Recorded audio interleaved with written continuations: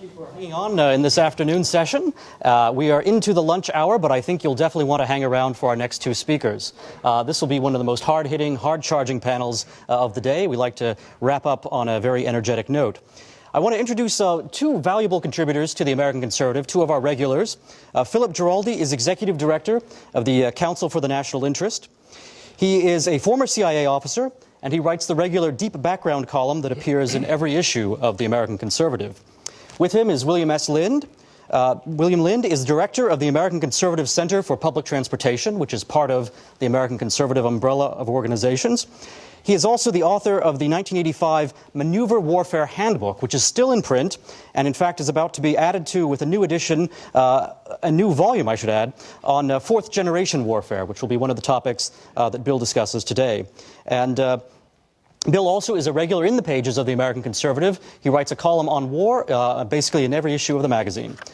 Today's panel is going to be about the entity that the progressive journalist Randolph Bourne called the health of the state, namely war.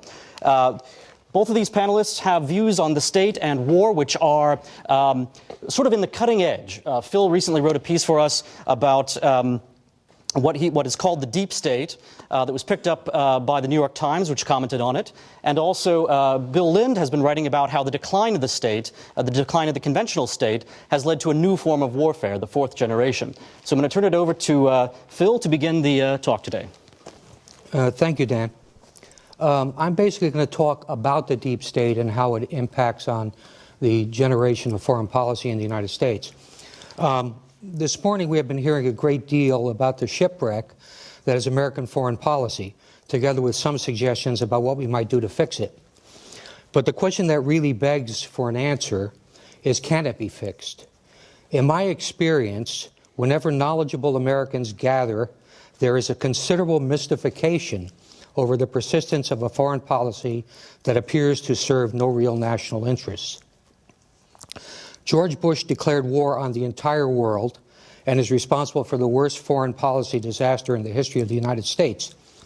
Barack Obama wins election with a margin that amounted to a peace vote, takes office, makes some noises about being nice to everyone before adopting the Bush agenda and even doubling down on it. So it is not out of place to suggest that something difficult to discern is working behind the scenes, which led to my consideration of the deep state phenomenon, to explain, at least in part, why the United States has been engaged in perpetual warfare. I have to admit that I first began thinking of deep state America in a not completely serious way. Having lived and worked in Turkey, I was familiar with derin devlet, as the Turks refer to their peculiar brand of secret government, and actually know some of the players. But as I thought about it more, I realized that while there were significant similarities, there also existed important differences in terms of how the obtaining and holding on to power in the two countries has evolved. Indeed, politics inevitably has little to do with serving the people and everything to do with gaining power and reaping the benefits that come with it. George Orwell put it best when he wrote, "Power is not a means, it is an end.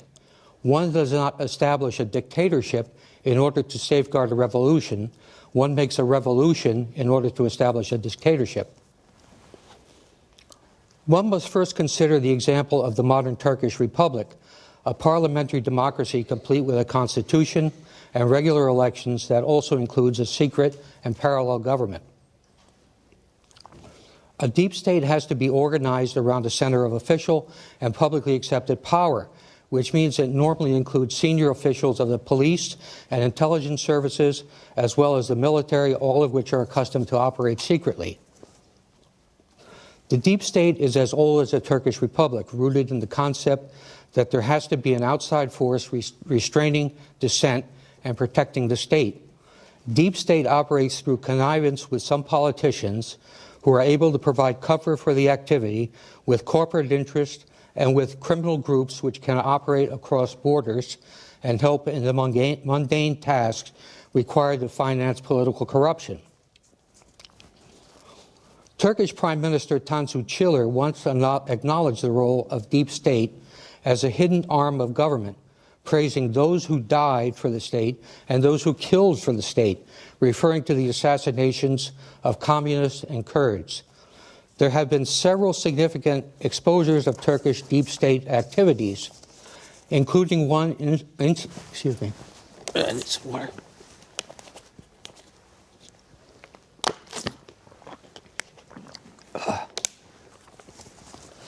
Including one incident involving an automobile accident that tied together a criminal group that had operated death squads with a senior security official and an elected member of the parliament. A subsequent investigation determined that the police had been using criminals to support their operations against leftist groups. Deep state operatives have also been linked to bombings and assassinations. As all governments, for some good reasons, engage in concealment of their more questionable activities or even resort to out-and-out deception, one must ask how the deep state differs. One has only to read Herodotus to appreciate that politics has frequently been a dirty business, but it is a question of degree. For players in the deep state, there are no accountability and no legal limits, and everything is based on self-interest justified through assertion of patriotism and the national interest.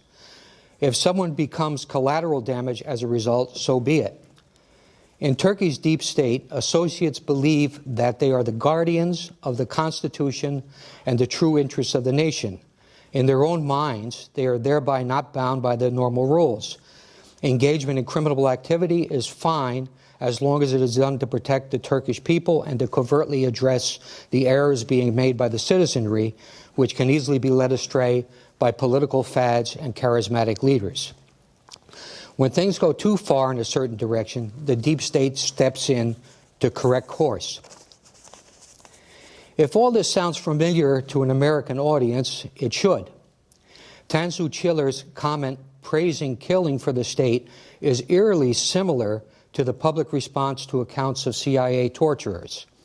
First of all, one might note that for the deep state to be effective, it must be intimately associated with the development or pre-existence of a national security state, coupled with a perception that the nation is in peril, justifying extraordinary measures undertaken by brave patriots to preserve life and property of the citizenry. Those conditions apply perfectly to contemporary post-9/11 America. The other essential component of the deep state is that the intervening by the ostensibly patriotic elites should work secretly or at least under the radar. Washington is in gridlock, but nevertheless certain things happen seemingly without discussion. Banks are bailed out and corporate interests are increasingly protected by legislation. Huge multi-year defense contracts are approved. Patriot and Military Commissions Acts become law. Citizens are assassinated by drones. The public is routinely surveilled. People are imprisoned without being charged. Military action against rogue regimes is authorized with boots on the ground. And whistleblowers are silenced through invocation of state secrets privilege or punished with prison. The war crimes committed by U.S. troops and contractors, as well as torture and rendition, are rarely investigated, and punishment of any kind is extremely rare. America, the warlike, predatory, capitalist run by special interests, might reasonably be considered a virtual definition of deep state masquerading as a democracy. This all is driven by what has been described as Washington consensus on foreign policy, a post-World War II phenomenon that might be the end result of the interests of the military-industrial complex that Dwight Eisenhower warned about. Earlier, Woodrow Wilson saw the beginning of the end in the passage of the Federal Reserve Act, reportedly lamenting, "We have come to be one of the worst ruled, one of the most completely controlled and dominated governments in the civilized world. No longer a government by conviction and the vote of the majority, but a government by the opinion and duress of a small group of dominant men." In truth, both Eisenhower and Wilson were right. America's deep state is a hybrid creature that operates along a New York to Washington axis. Unlike Turkey, where everyone in the deep state more or less knows each other, the American version is more like a loose confederation that supports common objectives. And unlike the criminal activity that funds the enterprise in Turkey, In the U.S., the banksters, interest groups, lobbyists, and defense contractors operate in the open and ostensibly legally, even though they are subject to little in the way of the rule of law. All the key players in the police and intelligence agencies, the military, the Treasury, and the Justice Departments, and in the judiciary potentially benefit with the glue to hold the system together coming from Wall Street.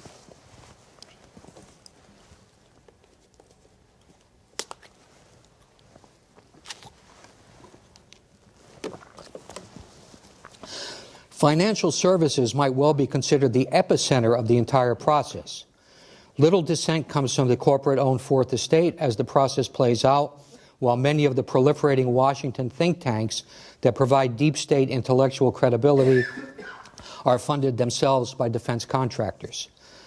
The cross-fertilization that is essential to make the system work takes place through the famous revolving door, whereby senior government officials enter the private sector at a high level. I might note that the neocons excel at this process. Select individuals are protected, promoted, and groomed along the way, repaying their patrons by arranging for bank bailouts, tax breaks, and resistance to legislation that would regulate Wall Street political donors and lobbyists. The deep state in America is completely corrupt because though it claims to protect the state as well as key private sector institutions, it actually exists to sell out the public interest. And it includes both major political parties as well as government officials. The Clintons leave the White House broke in their own description and accumulate $100 million in a few years. The Pentagon churns out more generals and admirals than the U.S. had in the Second World War. And no one is punished ever. Disgraced former general and CIA Director David Petraeus is now a highly paid partner at the KKK private equity firm in Boston, even though he knows nothing whatsoever about financial services. The deep state wins no matter who is in power by creating bipartisan supported money pits within the system, monetizing the completely unnecessary and hideously expensive global war on terror benefits the senior government officials, beltway industries, and financial services that feed off it. Because it is essential to keep the money flowing, the deep state persists in promoting policies that make no sense, to include the unwinnable wars currently enjoying marquee status in Iraq and Syria and Afghanistan. A fearful public goes along for the ride. I think it undeniable that American democracy has been subverted by particular interests hiding behind the mask of patriotism. There exists an unelected, unappointed, and unaccountable presence within the political system that actually manage much of what is taking place from behind the scenes. That would be the American deep state. Thank you.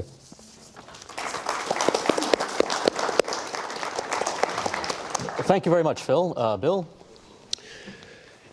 This city and every capital in the world is completely oblivious to the fact that it is caught up in a change in warfare so great that it not only makes our current defense and foreign policies obsolete, it essentially makes obsolete the whole framework within which we think about defense and foreign policy. And what I want to do today here for a bit is talk about this change in war and its implications for policy. The change is what I call the rise of fourth-generation war, and this is specifically the fourth generation of modern war.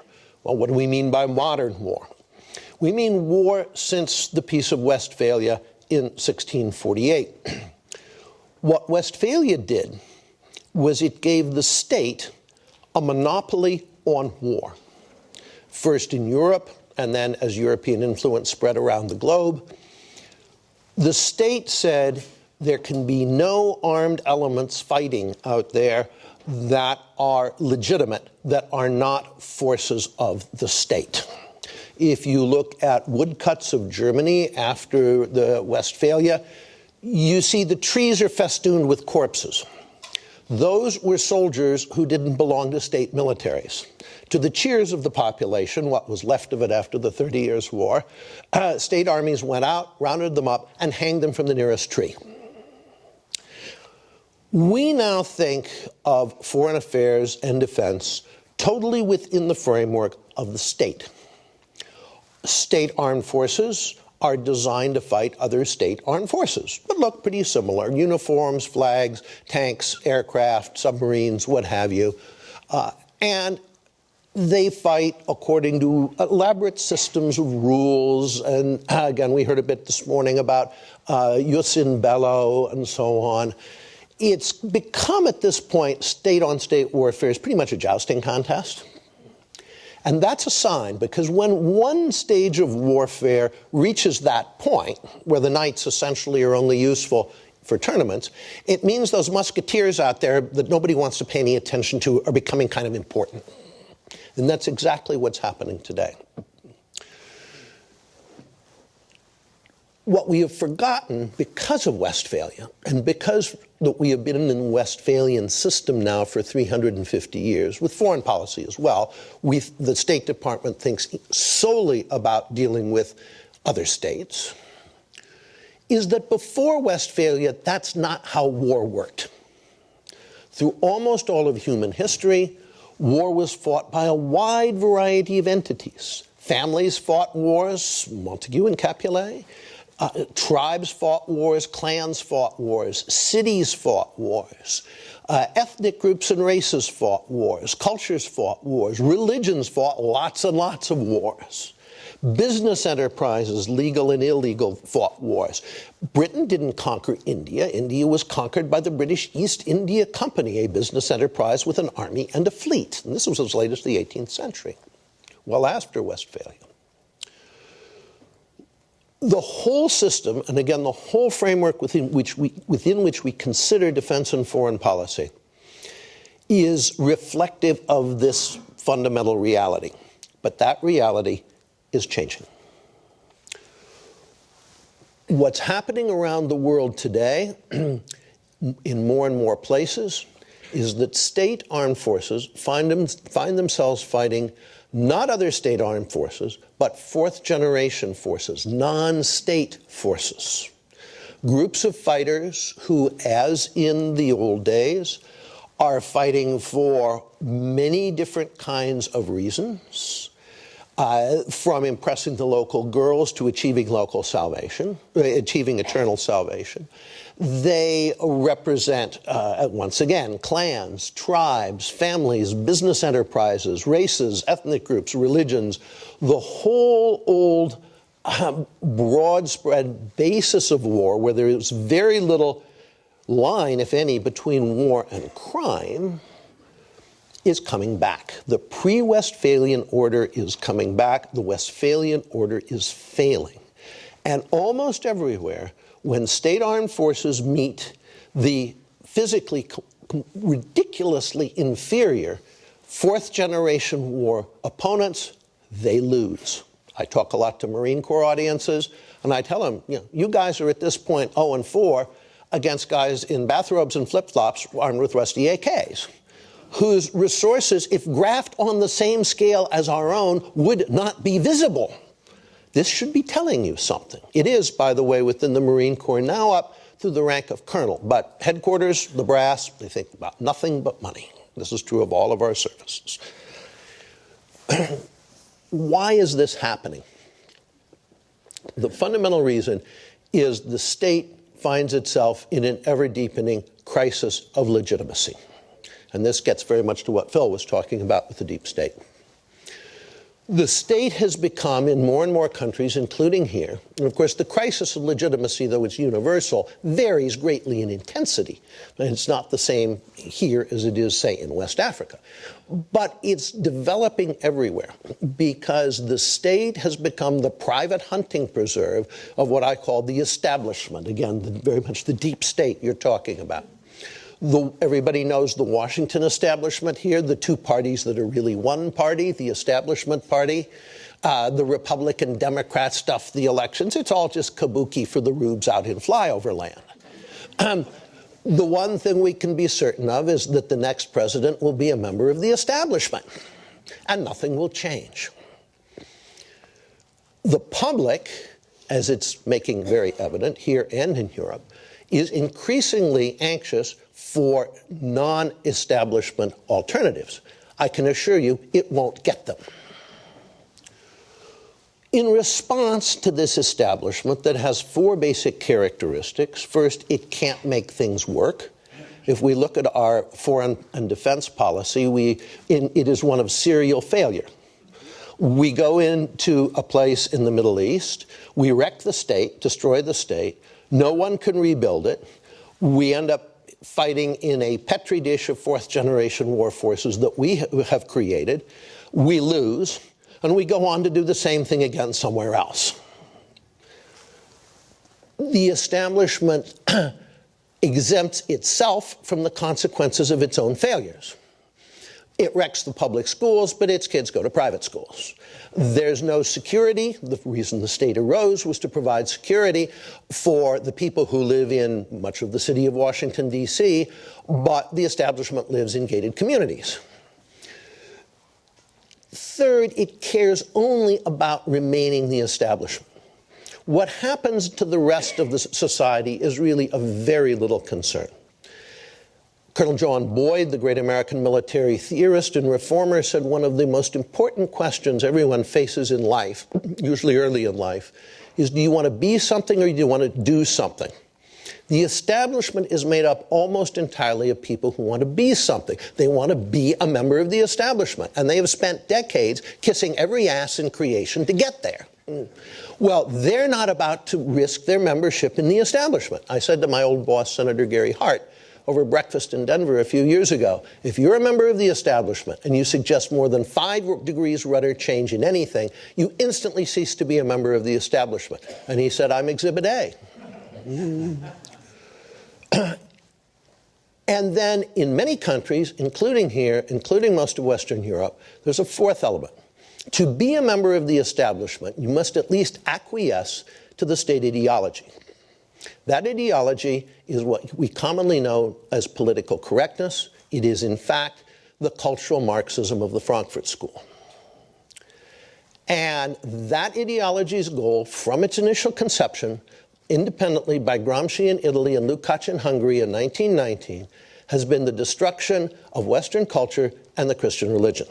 So you now have an establishment that cares only about itself, cannot be kicked out, cannot adjust, learn, or adapt, and has its fundamental characteristic, it is at war with the whole heritage of the society and a majority and the beliefs of a majority of its citizens.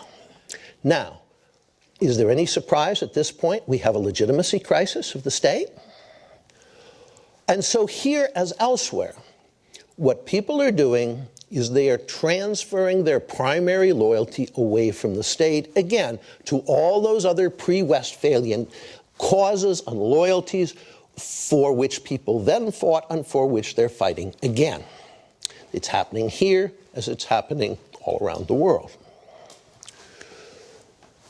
What does this mean for defense and foreign policy? Well, again, the discussion is almost irrelevant because the establishment will not and cannot change. Some countries in Europe actually have the option of voting the establishment out. They can vote for the National Front in France. They can vote for the Sweden Democrats in Sweden. They can vote for UK Independence Party. And guess what? They're doing so. The real Conservative Party just came in tops in the last election in Switzerland. One of its campaign posters showed 3 white sheep kicking a black sheep over the border. They weren't subtle about it. But we need to know ourselves, as intellectuals, as people interested in this, okay, what should we do to cope with this phenomenon? Well, obviously, the most important thing is reform at home so that we do create legal ways, practical political ways that the public can kick out the establishment and can actually elect a Trump or a Sanders or someone else who really would change things. In defense and foreign policy, almost all the money we're spending on defense, which is about $1 trillion a year, is complete waste. Why? Because A, these forces can't win fourth-generation wars, and the more high-tech stuff they get, the faster they're defeated. B, if we go to war against another state and we win, the other state disintegrates, and we have created yet another region dominated by fourth-generation forces, which will be a far worse problem for us than the state that we went to war against in the first place. Israel, by the way, has created an enormous mess for itself in its neighborhood for precisely this reason. The non-state forces that are now rising all around it in its region, which it did a lot to bring about, are far worse dangers to it than the sclerotic states that they faced before. We need not to be preparing for wars with other states, but to be creating an alliance of all states against non-state forces. War between states is strategically obsolete. No matter what the outcome is, in the end, you lose.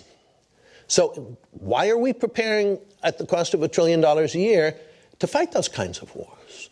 Why are we funding $1 trillion a year for a military that can't and won't even think about fourth-generation warfare, because all of its fancy big weapons projects are useless in it? We say we need the F-22 fighter in Afghanistan to shoot down Taliban flying carpets. What we need is an alliance of all states against non-state forces. And instead of our usual cats and dogs collection from the local SPCA of allies, Obama proclaiming, we stand with Romania, we stand with Slovakia, we stand with Ruritania and Graustark. There are only 2 countries out there that can make a real difference for us, that can do something for us instead of us only doing things for them. Those 2, obviously, are Russia and China. So what are we doing today? Our utmost to alienate both Russia and China. Nothing could better illustrate the complete obsolescence, the complete detachment from reality of the cloud cuckoo land, as the Germans say, of this city, than the fact that we are doing our best to get into very serious quarrels with the other 2 great powers, Russia and China. None of this will change until 2 things happen. First, the money runs out. Now, the good news here is the money already has run out. Both parties on the Hill are whistling through the graveyard by just borrowing and borrowing and borrowing. We borrow to finance the Democrats' spending programs. We borrow to finance the Republicans' tax cuts and, of course, their worship of the Pentagon. As Paul Ryan has said, we are going to have a debt crisis. And when that hits, and we can't borrow anymore, then the money flow is going to stop.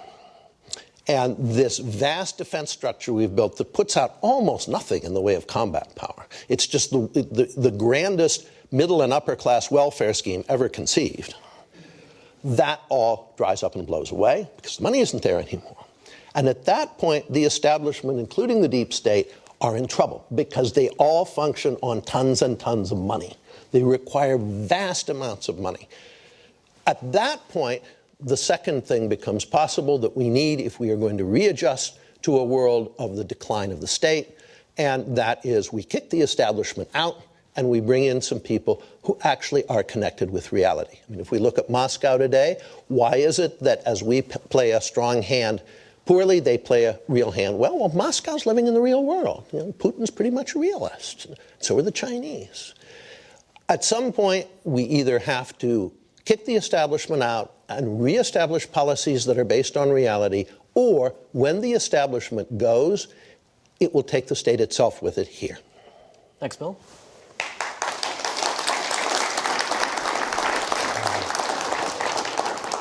So we now have a few minutes for questions and answers. Please do line up at the microphone. We'd like your questions to be in the form of questions, not statements, and try to keep them on the topic of war, the state, and the deep state. Go ahead. Hi. I had a question regarding you. You made a point about how conservatives tend to be fleeing away from the state. I see a parallel there within a lot of young conservatives who see a lot of potential in the libertarian movement, which is fleeing from the state. So there's a problem that they're fleeing away from the state but don't have anything to flee to. And what do you propose as a solution or any potential for the future for that implication? Well, libertarianism, of course, flees only to utopia. And it can't do anything else because there is no such thing as a society of completely autonomous individuals. It's a contradiction in terms. Can't exist. What I think we need to flee to is the reformed state made once again legitimate. No conservative wants to see a stateless world, because the first principle of conservatism is order, safety of persons and property. Without that, you can't have anything else. That's what the state arose to bring. And it did so pretty well for a long time. The last thing we want is to go back into something like the interregnum between the fall of the Middle Ages and the rise of the state, Barbara Tuchman's A Distant Mirror, the calamitous 14th century, where you, your family, and your property are continually at the mercy of roaming bands of armed men who take whatever they want from anyone too weak to resist. So the state is central to conservatism. I mean, we are all conservatives are Hobbesians. What we want to do is reform the state so that it is no longer the permanent deep state disconnected from the rest of the society, but is what we had under, dare I say, our Constitution, where it was a small federal government. We had strong subsidiarity. Almost all problems were dealt with at local levels, many not through government. But you had a highly cohesive society with a common culture and a state that could and did maintain order. Let me amplify or add to some of Bill's comments there. I think that, as Phil had mentioned, this entity, the fact that Americans sort of intuitively are aware that the democratic process, the Republican constitutional order that we're supposed to have, doesn't work as advertised. That, in fact, we have a system of government in which there are, sort of crony capitalist interests that are getting benefits that, people who play fair and play by the rules don't get. It's a system in which privileged players within government as well as business are engaged in self-dealing and don't really apply the rule of law to themselves as they apply to others. So this is one of the things that drives, I think, the rise of libertarianism. It's a correct assessment that there is something deeply wrong with our state. In fact, what's deeply wrong with it is, in large part, the deep state that Phil has described. And Bill is talking about something, reclaiming the state, reclaiming a constitutional order, which is so far outside of the mainstream discussion here in the United States these days that it's something we can hardly even imagine. We think only in terms of electing a person from Party A or a person from Party B, not in terms of the constitutional order and what it requires. And that rediscovering that history and rediscovering those principles may go a long way towards reorienting some libertarians from a kind of very abstract picture that Bill has mentioned, which is based on a stateless world of perhaps free corporations doing what they wish, anarcho-capitalism or what have you, reorienting away from that and reattaching libertarianism and the impulse towards liberty with the state, which originally had been quite closely conjoined. Let me quickly ask Phil a question, because we have someone who has great experience with Turkey here on the stage, and developments in Turkey over the past week with their most recent elections, and in general over the past few months, seem quite sort of interesting and worth probing into. Phil, do you have any sort of insights on what's been happening there and where things are going? Well, everyone keeps asking me that. Turkey is an extremely complicated culture, and its political culture reflects that. I think the most disturbing thing about Erdogan is the fact that he has taken the Turkish deep state, which was a check on government, and he's making it part of the government. He's making it part of his government. And as part of this, his clampdown on the media in particular is probably the most disturbing aspect. Turkey had a very lively media up until about 2 years ago. And whatever case that Erdogan is making that there are subversive elements in the deep state controlled by a gentleman in Pennsylvania has a certain amount of truth. But the fact is that Erdogan is taking the whole established order, turning it on its head, and creating an autocracy in which he sits at the top. And he's eliminated the checks and balances that were put into the system by Ataturk. Ataturk was the one that basically said the military is the guarantor of the Constitution. And the military in Turkey, when I was there, was extremely secular, and it believed in that. And so now we have a situation where a man who perhaps thinks of himself in terms of being a new sultan is taking steps to bring that about. And it's quite dangerous. We can see in Turkey, as in elsewhere, as was indicated by the last panel, that there is a shift from political differences, from state differences, towards differences of religion and personal identity and things like that, which is driving us towards a very different kind of world order and tearing down constitutional establishments such as those created by Ataturk, which have been pretty functional and actually pretty prosperous for most of the 20th century. So these are, just huge trends across the globe. Bill talks a great deal about how this is not just a phenomenon in the West, this is not just a phenomenon here or there. It really is the decline of a Westphalian political system which had been dominant for several hundred years and now seems to be perhaps crumbling. So let's go to questions. We have John Walsh is about to ask one. I enjoyed both presentations a lot. I'd like to direct this question, I think, mainly to Bill Lynn, but to both of you. You talked about the whole scheme coming to an end when the money runs out, when we have the debt crisis or a debt crisis. How do you envision that happening? And do you think that this whole scheme can continue to live on, can persist, if the dollar is replaced by a basket of currencies internationally? It seems almost inevitable now. Well, I think that, first of all, if the dollar collapses, then the establishment collapses. I think the effects of that on every American would be so profound that, that it would take the establishment down with it. As far as the debt crisis, there's a book, I'm sure most of you know it, of a history of financial crises. This time is different. Well, we're saying again, this time is different. We can continue both as individuals and as a country to live far above the standard of living we could afford on our income by ever greater levels of borrowing. And that somehow this is, because this time is different, this can go on forever. It can't.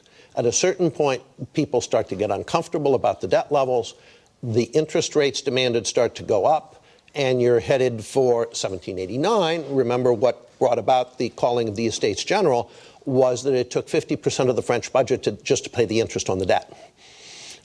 So that's where we're heading. I think I would be surprised if this hasn't started in 5 years. So let's have the next question. Hi, my name is Pavel Penev. I'm with the LaRouche Policy Institute. I'll make some claims and I want to see what response you have to them.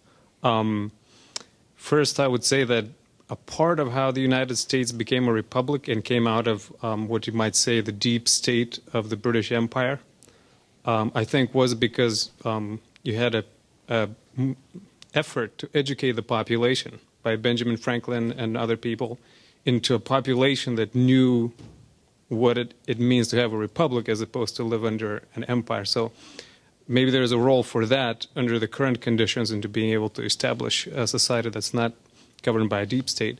Another claim I want to make is that deep states are not necessarily limited to the boundaries of a nation. Sometimes they cross them, and national policies could play a part in being able to get other parts of the world out of a control of a deep state. I think policies under Franklin Roosevelt, John F. Kennedy had a similar role, for example, in creating conditions where nations that before were mostly used as cheap labor, you might say, became industrialized, and sectors of the population who before that might have been easy to control and manipulate became more powerful. So I also want to see if you have any ideas of how U.S. foreign policy can play a part in that. Like, I think today you have some examples, for example, like the new Silk Road that China is proposing that might have similar effects. So. Yeah, I think that the effects of those kinds of things on domestic policy are usually not terribly strong. Certainly a major education effort to try to get people to understand what the real problem is here. And again, what are the people telling us at the moment? Look at the support levels for Trump, for Carson, for Sanders. The one thing the public understands about these people is that they are not establishment and that they would bring real change. So we need to inform that resistance, if you will, to the establishment as to why it's right. But the base is already there. I would also be careful about using the term deep state about, say, 18th century Britain. There was no deep state in 18th century Britain. The entire British Empire was run by 45 men from the Horse Guards.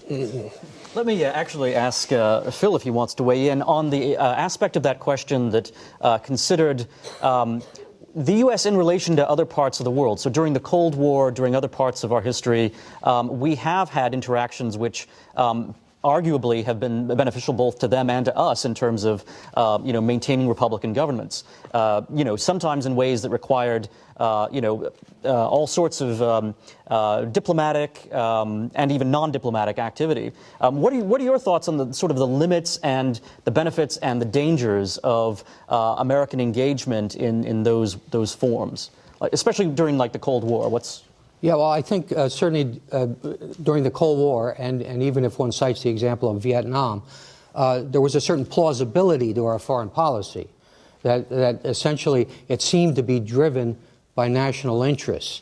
Now, I think there's been an abrupt break in that since 9/11, where we have policies that no longer reflect any genuine interests.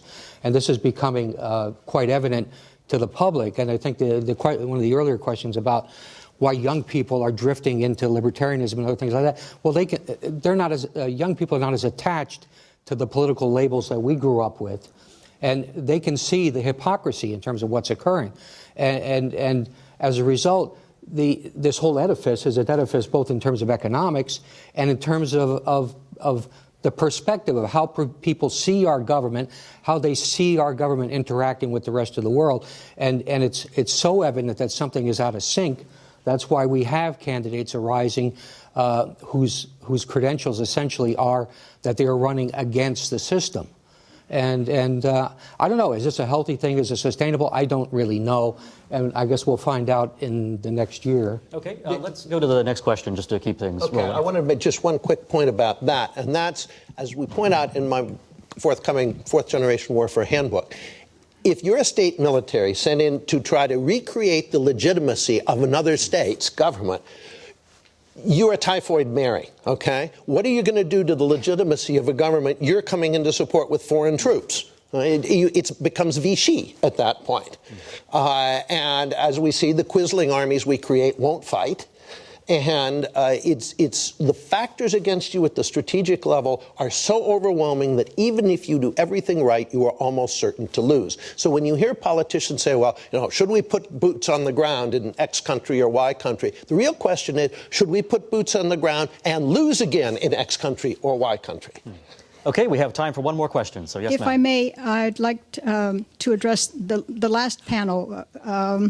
I would like to say if we could get into the deep Bible and read more about Cyrus and the role of Zoroaster in the Old Testament. That's to that panel. To this panel, I would like to ask Dr. Giraldi, what happened to Erdogan? We were delighted, we were euphoric when Brazil, Turkey, and Iran formed an agreement which Hillary Clinton squashed. And we were delighted with Davutoglu's zero enemies policy. What happened? What changed? Well, Erdogan began to believe his own press releases. He's like politicians in the United States. You have to ask yourself, what drives a politician? What drives somebody who wants to become a head of state and wants to reshape how his country is functioning? That's essentially what Erdogan is. He sees himself as a revolutionary figure. He's restoring Islam to its proper place among the Turks. He's doing a number of other things. He was the darling of the West for a long time because he favored free markets, and he appeared to be someone that Western leaders could work with. And this is a classic error on the part of U.S. and European foreign policy. We always want somebody that's familiar, somebody that looks comfortable. For example, in Afghanistan, the people who rose to the top after our invasion of the country were essentially people who spoke English. This happens again and again and again. It's the wrong way to be running a foreign policy. It's the wrong way to be doing anything. Okay, well, that wraps up the time we have for questions and answers. Bill, Phil, do either of you have any sort of last parting shots you'd like to fire? Well, I think Bill hinted at this, and I tried to mention it too. The money is what drives all this. It's all about money. Elites in the United States essentially have become dominant because of their control of the system, which gives them lots and lots of money. And when the money runs out, Bill made the point that that's the end of the show. It's so hard to grasp that the real threat of fourth-generation war is not, the fact that we're losing in the Hindu Kush. It's what happens on our own soil, because fourth-generation war does come to a theater near you, whether you want it to or not. That I wrote it up as a novel, because you paint a picture by writing a novel. And if you're interested in this, you may want to take a look at it. It's titled Victoria, a novel of fourth-generation war. It is under the pen name of Thomas Hobbes because it is an update of Leviathan. And it is set 50 years in the future here. And it is not just the country breaking up in 4GW. It is also, in part of the country, the Northeast, the recovery of the old culture, which calls itself Victoria. It's returned to the Victorian age because it works. Bill, let me ask you right fast. When does your book on fourth-generation warfare come out? That will be out, Fourth-Generation Warfare Handbook, by myself and Lieutenant Colonel Greg Thiel, U.S. Marine Corps, be out as an e-book probably by the end of November. It's Castalia House Press, and it should be out as a real book early next year. Okay. Well, thank you very much, both to Phil Giraldi and to Bill Lind. We're now wrapping up our conference. Thank you all very much for attending. I'd like to thank the George Washington University Political Science Department for co-sponsoring this, as well as the Charles Koch Institute, and also the Plow Publishing, which has been one of our gold sponsors and was also very helpful. We hope to continue this conversation in many formats, both in the print American Conservative magazine, also on our website, theamericanconservative.com, and also through interactive media such as Blogging Heads, which is a series of video dialogues, debates over various issues. And we've interacted with them before, and we will continue to have a series of foreign policy discussions through video outlets such as Blogging Heads. With that, I think we can conclude, and enjoy your lunch.